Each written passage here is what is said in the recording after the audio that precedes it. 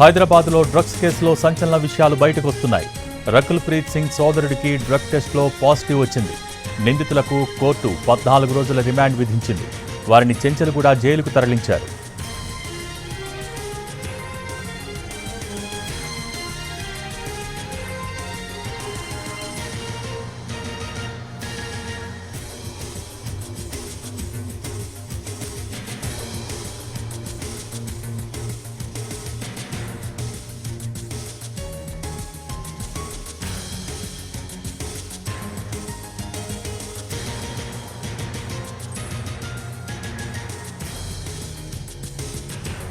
Hyderabad Narsingi drug case కీలక మలుపు తిరిగింది.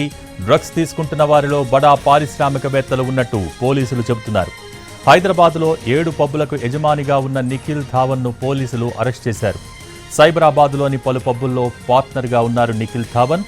ఈ వ్యవహారంపై పూర్తి స్థాయిలో ఆరా తీస్తున్నారు పోలీసులు. ముంబై, దుబాయ్, అమెరికాకు నిఖిల్ తరచూ వెళ్తున్నట్టు గుర్తించారు. నిఖిల్ ధావన్కు డీజేలతో సంబంధాలు ఉన్నట్టు కూడా అనుమానిస్తున్నారు. వారం రోజుల్లో 4 పబ్బుల డీజేలను అరెస్ట్ చేశారు. సిస్టల్ సాఫ్ట్వేర్ కంపెనీ యజమాని మధురాజును కూడా అరెస్ట్ చేశారు. డ్రగ్స్ తీసుకుంటూ పోలీసులకు చిక్కాడు సిస్టల్ కంపెనీ యజమాని మధురాజ్. డ్రగ్స్ తీసుకుంటున్న మరో 2 రియల్ ఎస్టేట్ యజమానులను కూడా అరెస్ట్ చేశారు.